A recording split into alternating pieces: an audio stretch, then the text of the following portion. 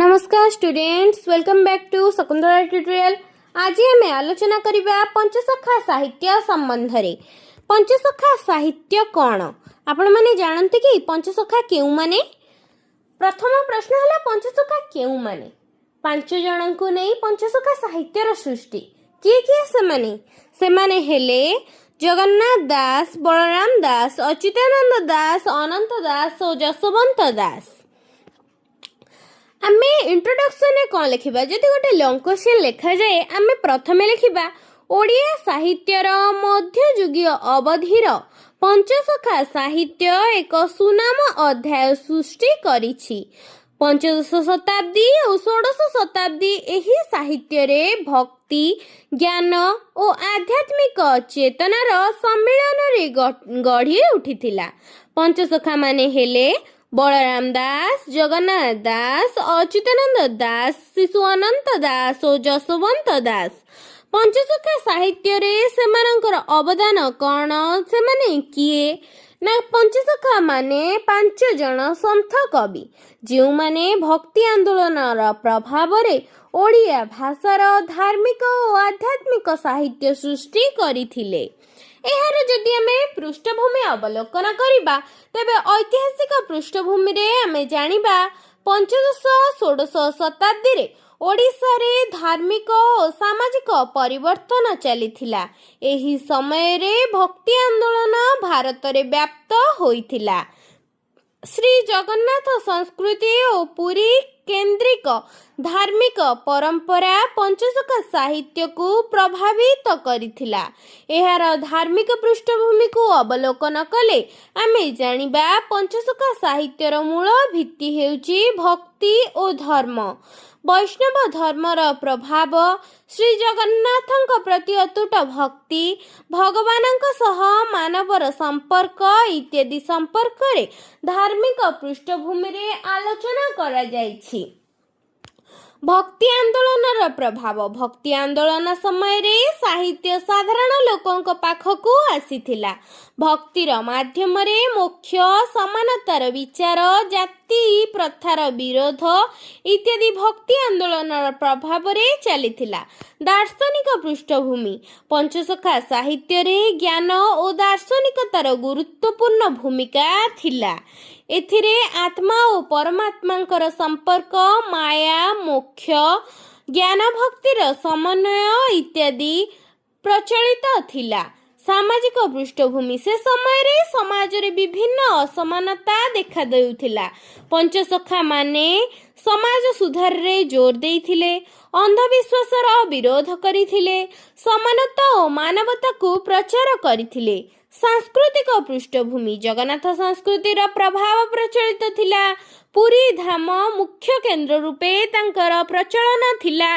लोकजीवनर और धर्मर मिश्रण एथिरे परिवेशित थिला। साहित्यिक वैशिष्ट्य, पंचसखा साहित्य रे किछि विशेष गुण रहिछि जहा सरल और साधारण भाषा, भक्तिमय भाव, दार्शनिक चिंता, लोकप्रिय शैली इत्यादि एहार मुख्य वैशिष्ट्य थिला। जगन्नाथ दास भागवत रचना करथिले, बलराम दास चंडी पुराण और अच्युतानंद दास मालिका रचना करी एहाकू पंचसखा जुगर एक मुख्य प्रवृत्ति रूपे ग्रहण कराइथिले। पंचसखा साहित्यर मुख्य उद्देश्य हला धर्म प्रचार, लोकमानंको सठिक मार्ग देखाइबा, आध्यात्मिक ज्ञान देबा इत्यादि। एहार प्रभाव रे ओडिया भाषार विकास घटिथिला। साधारण लोकंक मध्यरे साहित्यर प्रसार घटिथिला। धार्मिक चेतना वृद्धि घटिथिला। समालोचनात्मक मूल्यांकन, पंचसखा साहित्य समाज और धर्म रे गभीर प्रभाव पकाइथिला। एहा लोकमानंको एक नूतन दिग देखाइथिला। अतएव शेषरे आमे जानिबा पंचसखा साहित्य ओडिया साहित्यर एक मूल आधार। एहा भक्ति, ज्ञान और सामाजिक चेतनार एक अद्वितीय मिश्रण अटे। आज मध्य एहार गुरुत्व अविचलित रहिछि। ତେବେ ଆମେ ପଞ୍ଚସଖା ସାହିତ୍ୟର କିଛି ଗୁରୁତ୍ୱପୂର୍ଣ୍ଣ ତଥ୍ୟ ସମ୍ପର୍କରେ ଆଲୋଚନା କଲେ।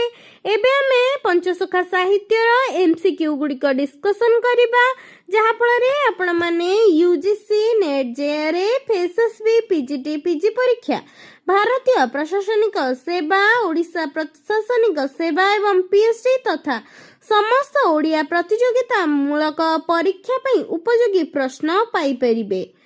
ଯଦି ଆପଣମାନେ ଆମ ଚ୍ୟାନେଲରେ ନୂଆ ଅଛନ୍ତି ତେବେ ଜଲ୍ଦି ସବସ୍କ୍ରାଇବ୍ କରିନିଅନ୍ତୁ।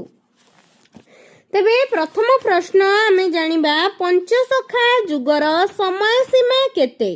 ପଞ୍ଚସଖା ଯୁଗର ସମୟ ସୀମା ହେଉଛି ଖ୍ରୀଷ୍ଟାବ୍ଦ 1500 ରୁ ଖ୍ରୀଷ୍ଟାବ୍ଦ 1650, ଅର୍ଥାତ୍ ପଞ୍ଚଦଶ ଶତାବ୍ଦୀର ଷୋଡ଼ଶ ଶତାବ୍ଦୀ ମଧ୍ୟଭାଗ ପର୍ଯ୍ୟନ୍ତ। ପଞ୍ଚସଖା ଯୁଗର ସମୟ ସୀମା କେତେ?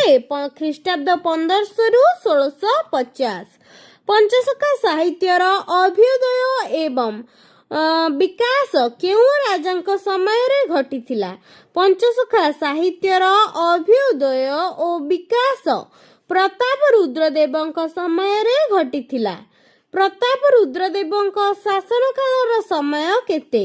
ପ୍ରତାପ ରୁଦ୍ରଦେବଙ୍କ ଶାସନ କାଳର ସମୟ 1497 ରୁ 1540। ଖ୍ରୀଷ୍ଟାବ୍ଦ 1497 ରୁ 1540 ହେଉଛି ପ୍ରତାପ ରୁଦ୍ରଦେବଙ୍କ ଶାସନ କାଳର ସମୟ। ଶ୍ରୀ ଚୈତନ୍ୟ କେତେ ଖ୍ରୀଷ୍ଟାବ୍ଦରେ ବଙ୍ଗ ପ୍ରଦେଶରୁ ଓଡ଼ିଶା ଆସିଥିଲେ? ଶ୍ରୀ ଚୈତନ୍ୟ ଖ୍ରୀଷ୍ଟାବ୍ଦ 1509 ରୁ 10 ମଧ୍ୟରେ ବଙ୍ଗ ପ୍ରଦେଶରୁ ଓଡ଼ିଶା ଆସିଥିଲେ। ଶ୍ରୀ ଚୈତନ୍ୟ ଓଡ଼ିଶା ଆଗମନ ପୂର୍ବରୁ ଓଡ଼ିଶାରେ ଶ୍ରୀକୃଷ୍ଣ ଉପାସନାର ପ୍ରଧାନ କେନ୍ଦ୍ର କେଉଁଠାରେ ଥିଲା? ଶ୍ରୀ ଚୈତନ୍ୟ ଆଗମନ ପୂର୍ବରୁ ଓଡ଼ିଶାରେ ଶ୍ରୀକୃଷ୍ଣ ଉପାସନାର ପ୍ରଧାନ କେନ୍ଦ୍ର ରେମୁଣା ଗୋପୀନାଥ ମନ୍ଦିର ଥିଲା। ରେମୁଣାର ଗୋପୀନାଥ ମନ୍ଦିର ଶ୍ରୀ ଚୈତନ୍ୟ ଓଡ଼ିଶା ଆଗମନ ପୂର୍ବରୁ ଓଡ଼ିଶାର ଶ୍ରୀକୃଷ୍ଣ ଉପାସନାର କେନ୍ଦ୍ରଭୂମି ଥିଲା। କୋଣ୍ଡବିଡୁ ଦୁର୍ଗ ଦାୟିତ୍ୱରେ ଥିବା ପ୍ରତାପ ରୁଦ୍ରଦେବଙ୍କ ପୁତ୍ର ବୀରଭଦ୍ର କେଉଁ ରାଜାଙ୍କ ଦ୍ୱାରା ବନ୍ଦୀ ହୋଇଥିଲେ? କୋଣ୍ଡବିଡୁ ଦୁର୍ଗ ଦାୟିତ୍ୱରେ ଥିବା ପ୍ରତାପ ରୁଦ୍ରଦେବଙ୍କ ପୁତ୍ର ବୀରଭଦ୍ର କୃଷ୍ଣଦେବରାୟ ରାଜାଙ୍କ ଦ୍ୱାରା ବନ୍ଦୀ ହୋଇଥିଲେ। ପ୍ରତାପ ରୁଦ୍ରଦେବ ନିଜ କନ୍ୟା ଜଗନ୍ମୋହିନୀକୁ କେଉଁ ରାଜାଙ୍କ ସହିତ ବିବାହ କରାଇଥିଲେ? ପ୍ରତାପ ରୁଦ୍ରଦେବ ନିଜ କନ୍ୟା ଜଗନ୍ମୋହିନୀକୁ କୃଷ୍ଣଦେବରାୟଙ୍କ ସହ ବିବାହ କରାଇଥିଲେ। ବିଷ୍ଣୁଗର୍ଭ ପୁରାଣ ଓ ନିର୍ଗୁଣ ମହାତ୍ମ୍ୟ ଗ୍ରନ୍ଥର ସ୍ରଷ୍ଟା କିଏ? ବିଷ୍ଣୁଗର୍ଭ ପୁରାଣ ଓ ନିର୍ଗୁଣ ମହାତ୍ମ୍ୟ ଗ୍ରନ୍ଥର ସ୍ରଷ୍ଟା ଚୈତନ୍ୟ ଦାସ। ବିଷ୍ଣୁଗର୍ଭ ପୁରାଣ ଓ ନିର୍ଗୁଣ ମହାତ୍ମ୍ୟ ଗ୍ରନ୍ଥର ସ୍ରଷ୍ଟା ହେଉଛନ୍ତି ଚୈତନ୍ୟ ଦାସ। ଶ୍ରୀ ଚୈତନ୍ୟ କେଉଁ କବିଙ୍କୁ ଅତିବଡ଼ି ଉପାଧି ପ୍ରଦାନ କରିଥିଲେ? ଶ୍ରୀ ଚୈତନ୍ୟ ଜଗନ୍ନାଥ ଦାସଙ୍କୁ ଅତିବଡ଼ି ଉପାଧି ପ୍ରଦାନ କରିଥିଲେ। ପଞ୍ଚସଖା ସାହିତ୍ୟର କବିମାନେ ହେଉଛନ୍ତି କେଉଁ ଧର୍ମ ସମ୍ପ୍ରଦାୟର? ପଞ୍ଚସଖା ସାହିତ୍ୟର କବିମାନେ ହେଉଛନ୍ତି ଉତ୍କଳୀୟ ବୈଷ୍ଣବ ଧର୍ମ ସମ୍ପ୍ରଦାୟର। ଶ୍ରୀ ଚୈତନ୍ୟ କେଉଁ ଧର୍ମ ସମ୍ପ୍ରଦାୟର ଥିଲେ? ଶ୍ରୀ ଚୈତନ୍ୟ ଗୌଡ଼ୀୟ ବୈଷ୍ଣବ ଧର୍ମ ସମ୍ପ୍ରଦାୟର ଥିଲେ। ଉତ୍କଳୀୟ ବୈଷ୍ଣବମାନେ କେଉଁ ଭକ୍ତିର ଉପାସକ ଥିଲେ?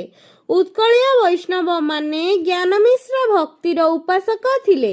ଉତ୍କଳୀୟ ବୈଷ୍ଣବମାନେ କେଉଁ ଭକ୍ତିର ଉପାସକ ଥିଲେ? ଉତ୍କଳୀୟ ବୈଷ୍ଣବମାନେ ଜ୍ଞାନ ଭକ୍ତିର ଉପାସକ ଥିଲେ। ଗୌଡ଼ୀୟ ବୈଷ୍ଣବମାନେ କେଉଁ ଭକ୍ତିର ଉପାସକ ଥିଲେ? ଗୌଡ଼ୀୟ ବୈଷ୍ଣବମାନେ ରାଗାନୁଗା ଶୁଦ୍ଧ ଭକ୍ତିର ଉପାସକ ଥିଲେ। ଗୌଡ଼ୀୟ ବୈଷ୍ଣବମାନେ ରାଗାନୁଗା ଶୁଦ୍ଧ ଭକ୍ତିର ଉପାସକ ଥିଲେ। ଗୌଡ଼ୀୟ ବୈଷ୍ଣବମାନେ କେଉଁ ଭକ୍ତିର ଉପାସକ ଥିଲେ? ରାଗାନୁଗା ଶୁଦ୍ଧ ଭକ୍ତିର ଉପାସକ ଥିଲେ। ନେକ୍ସଟ କ୍ୱେଶ୍ଚିନ୍ ଦେଖିବା, ପ୍ରତାପ ରୁଦ୍ରଦେବ କେଉଁ ଗ୍ରନ୍ଥର ରଚୟିତା? ପ୍ରତାପ ରୁଦ୍ରଦେବ ସରସ୍ୱତୀ ବିଳାସମ୍ ଗ୍ରନ୍ଥର ରଚୟିତା। ପ୍ରତାପ ରୁଦ୍ରଦେବ କେଉଁ ଗ୍ରନ୍ଥର ରଚୟିତା? ସରସ୍ୱତୀ ବିଳାସମ୍ ଗ୍ରନ୍ଥର ରଚୟିତା। ଉତ୍କଳର ରାଜା ପ୍ରତାପ ରୁଦ୍ରଦେବ କାହା ନିକଟରୁ ଦୀକ୍ଷା ଗ୍ରହଣ କରିଥିଲେ? ଉତ୍କଳର ରାଜା ପ୍ରତାପ ରୁଦ୍ରଦେବ ଶ୍ରୀ ଚୈତନ୍ୟଙ୍କ ନିକଟରୁ ଦୀକ୍ଷା ଗ୍ରହଣ କରିଥିଲେ। କେତେ ଶତାବ୍ଦୀରେ ଶଙ୍କରାଚାର୍ଯ୍ୟ ପୁରୀ ଆସିଥିଲେ? ନବମ ଶତାବ୍ଦୀରେ ଶଙ୍କରାଚାର୍ଯ୍ୟ ପୁରୀ ଆସିଥିଲେ। କେତେ ଶତାବ୍ଦୀରେ ଶଙ୍କରାଚାର୍ଯ୍ୟ ପୁରୀ ଆସିଥିଲେ? ନବମ ଶତାବ୍ଦୀରେ ଶଙ୍କରାଚାର୍ଯ୍ୟ ପୁରୀ ଆସିଥିଲେ। ଶଙ୍କରାଚାର୍ଯ୍ୟ ପୁରୀରେ କେଉଁ ମଠ ସ୍ଥାପନା କରିଥିଲେ? ଶଙ୍କରାଚାର୍ଯ୍ୟ ପୁରୀରେ ଗୋବର୍ଦ୍ଧନ ମଠ ବା ଭୋଗବର୍ଦ୍ଧନ ମଠ ସ୍ଥାପନା କରିଥିଲେ। ଶଙ୍କରାଚାର୍ଯ୍ୟ ପୁରୀରେ କେଉଁ ମଠ ସ୍ଥାପନା କରିଥିଲେ? ଶଙ୍କରାଚାର୍ଯ୍ୟ ପୁରୀରେ ଗୋବର୍ଦ୍ଧନ ବା ଭୋଗବର୍ଦ୍ଧନ ମଠ ସ୍ଥାପନା କରିଥିଲେ। ଏକାଦଶ ଶତାବ୍ଦୀରେ ଚୋଡ଼ଗଙ୍ଗଦେବଙ୍କ ସମୟରେ କିଏ ବିଶିଷ୍ଟ ଦ୍ୱୈତବାଦଙ୍କ ପ୍ରତିଷ୍ଠାତା ପୁରୀ ଆସିଥିଲେ? ଏକାଦଶ ଶତାବ୍ଦୀରେ ଚୋଡ଼ଗଙ୍ଗଦେବଙ୍କ ସମୟରେ ରାମାନୁଜ ଦ୍ୱୈତବାଦର ପ୍ରତିଷ୍ଠାତା ପୁରୀ ଆସିଥିଲେ। ବିଶିଷ୍ଟ ଦ୍ୱୈତବାଦର ପ୍ରତିଷ୍ଠାତା ପୁରୀ ଆସିଥିଲେ। ରାମାନୁଜ ବିଶିଷ୍ଟ ଦ୍ୱୈତବାଦର ପ୍ରତିଷ୍ଠାତା ପୁରୀ ଆସିଥିଲେ। ଶ୍ରୀ ସମ୍ପ୍ରଦାୟର ପ୍ରଚାରକ କିଏ ଥିଲେ? ଶ୍ରୀ ସମ୍ପ୍ରଦାୟର ପ୍ରଚାରକ ରାମାନୁଜ ଥିଲେ। ଶ୍ରୀ ସମ୍ପ୍ରଦାୟର ପ୍ରଥମ ଗୁରୁଙ୍କ ନାମ କ'ଣ? ଶ୍ରୀ ସମ୍ପ୍ରଦାୟର ପ୍ରଥମ ଗୁରୁଙ୍କ ନାମ ନାଥ ମୁନି। ରାମାନୁଜ ମଠ ଓ ଏମାର ମଠର ପ୍ରତିଷ୍ଠାତା କିଏ ଥିଲେ? ରାମାନୁଜ ମଠ ଓ ଏମାର ମଠର ପ୍ରତିଷ୍ଠାତା ରାମାନୁଜ ଥିଲେ। ରାମାନୁଜ ମଠ ଓ ଏମାର ମଠର ପ୍ରତିଷ୍ଠାତା କିଏ ଥିଲେ? ରାମାନୁଜ ଥିଲେ। କେତେ ଶତାବ୍ଦୀରେ ଜୟଦେବ ଶ୍ରୀକ୍ଷେତ୍ରକୁ ଆସିଥିଲେ? ଦ୍ୱାଦଶ ଶତାବ୍ଦୀରେ ଜୟଦେବ ଶ୍ରୀକ୍ଷେତ୍ରକୁ ଆସିଥିଲେ। ଗୀତ ଗୋବିନ୍ଦର ରଚୟିତା କିଏ? ଗୀତ ଗୋବିନ୍ଦର ରଚୟିତା ହେଉଛନ୍ତି ଜୟଦେବ। ତ୍ରୟୋଦଶ ଶତାବ୍ଦୀରେ କେଉଁମାନେ ଓଡ଼ିଶାରେ ରହି ବୈଷ୍ଣବ ଧର୍ମ ମତବାଦ ପ୍ରଚାର କରିଥିଲେ? ତ୍ରୟୋଦଶ ଶତାବ୍ଦୀରେ ମାଧ୍ୱାଚାର୍ଯ୍ୟ ପନ୍ଥୀମାନେ ଓଡ଼ିଶାରେ ରହି ବୈଷ୍ଣବ ଧର୍ମର ମତବାଦ ପ୍ରଚାର କରିଥିଲେ। କେତେ ଶତାବ୍ଦୀରେ ନରସିଂହ ଭାରତୀ, ବାସୁଦେବ ଭାରତୀ ଓ ରାଘବ ଓଡ଼ିଶାରେ ମାଧ୍ୱାଚାର୍ଯ୍ୟ ପ୍ରଦର୍ଶିତ ମତବାଦର ପ୍ରଚାର କରିଥିଲେ? ଚତୁର୍ଦ୍ଦଶ ଶତାବ୍ଦୀରେ ନରସିଂହ ଭାରତୀ, ବାସୁଦେବ ଭାରତୀ ଓ ରାଘବ ଓଡ଼ିଶାର ମାଧ୍ୱାଚାର୍ଯ୍ୟ ପ୍ରଦର୍ଶିତ ମତବାଦର ପ୍ରଚାର କରିଥିଲେ। ରୁଦ୍ର ସମ୍ପ୍ରଦାୟର ପ୍ରବର୍ତ୍ତକ କିଏ? ରୁଦ୍ର ସମ୍ପ୍ରଦାୟର ପ୍ରବର୍ତ୍ତକ ହେଲେ ବିଷ୍ଣୁ ସ୍ୱାମୀ। ଶ୍ରୀମଦ୍ ଭାଗବତର ଭାବାର୍ଥ ଦୀପିକା ନାମକ ଭବିଷ୍ୟର ରଚୟିତା କିଏ? ଶ୍ରୀମଦ୍ ଭାଗବତର ଭାବାର୍ଥ ଦୀପିକା ନାମକ ଭାଷ୍ୟର ରଚୟିତା ଶ୍ରୀଧର ସ୍ୱାମୀ। ଶ୍ରୀଧର ସ୍ୱାମୀ ହେଲେ ଶ୍ରୀମଦ୍ ଭାଗବତର ଭାବାର୍ଥ ଦୀପିକା ନାମର ଭାବିଷ୍ୟର ରଚୟିତା। ଶ୍ରୀନାମ କୌମୁଦୀ ଗ୍ରନ୍ଥର ରଚୟିତା କିଏ? ଶ୍ରୀନାମ କୌମୁଦୀ ଗ୍ରନ୍ଥର ରଚୟିତା ଲକ୍ଷ୍ମୀଧର ବିଷ୍ଣୁସ୍ୱାମୀ। ଲକ୍ଷ୍ମୀଧର ବିଷ୍ଣୁସ୍ୱାମୀ ହେଲେ ଶ୍ରୀନାମ କୌମୁଦୀ ଗ୍ରନ୍ଥର ରଚୟିତା। ରାମଦାସଙ୍କ କେଉଁ ଗ୍ରନ୍ଥ ଅନୁଯାୟୀ ବଳରାମ ଦାସଙ୍କ ଜନ୍ମସ୍ଥାନ ପୁରୁଷୋତ୍ତମ କ୍ଷେତ୍ର ବୋଲି କୁହାଯାଇଛି? ରାମଦାସଙ୍କର ଦାଢ଼୍ୟତା ଭକ୍ତି ରସାମୃତ ଗ୍ରନ୍ଥ ଅନୁଯାୟୀ ବଳରାମ ଦାସଙ୍କ ଜନ୍ମସ୍ଥାନ ପୁରୁଷୋତ୍ତମ କ୍ଷେତ୍ର ବୋଲି ବର୍ଣ୍ଣନା କରାଯାଇଛି। ଈଶ୍ୱର ଦାସଙ୍କ ଚୈତନ୍ୟ ଭାଗବତର କାହାର ଘର ଯାଜପୁର ଚନ୍ଦ୍ରପୁର ବୋଲି କୁହାଯାଇଛି? ଈଶ୍ୱର ଦାସଙ୍କ ଚୈତନ୍ୟ ଭାଗବତରୁ ବଳରାମ ଦାସଙ୍କ ଘର ଯାଜପୁରର ଚନ୍ଦ୍ରପୁର ବୋଲି କୁହାଯାଇଛି। ରାମଦାସଙ୍କର ଦାଢ଼୍ୟତା ଭକ୍ତି ରସାମୃତ ଗ୍ରନ୍ଥ ଅନୁଯାୟୀ ବଳରାମ ଦାସ ଜନ୍ମସ୍ଥାନ ପୁରୁଷୋତ୍ତମ କ୍ଷେତ୍ର ବୋଲି କୁହାଯାଇଛି। ଈଶ୍ୱର ଦାସଙ୍କ ଚୈତନ୍ୟ ଭାଗବତ ଅନୁଯାୟୀ ଯାଜପୁରର ଚନ୍ଦ୍ରପୁର ବୋଲି ବଳରାମ ଦାସଙ୍କ ଘର ବୋଲି ମତବ୍ୟକ୍ତ କରାଯାଇଅଛି। ଆଜି ଆମେ ଆଲୋଚନା କଲେ ପଞ୍ଚସଖା ସାହିତ୍ୟର ପୃଷ୍ଠଭୂମି ଏବଂ ପଞ୍ଚସଖା ସାହିତ୍ୟର 30ଟି MCQ। ନେକ୍ସଟ କ୍ଲାସରେ ଆମେ ପଞ୍ଚସଖା ସାହିତ୍ୟର ଆଉ ଯାହା MCQ ଅଛି ସେଗୁଡ଼ିକ ଡିସ୍କସନ୍ କରିବା।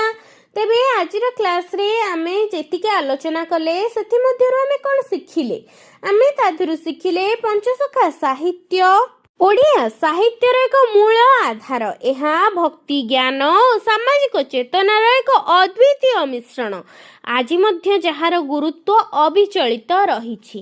ନେକ୍ସଟ କ୍ଲାସ୍ରେ ଆମେ ନେକ୍ସଟ MCQ ଗୁଡ଼ିକ ଡିସ୍କସନ୍ କରିବା। ଯଦି ଭିଡ଼ିଓଟି ଭଲ ଲାଗିଥାଏ ଲାଇକ୍ ସେୟାର ସବସ୍କ୍ରାଇବ୍ କରିବେ।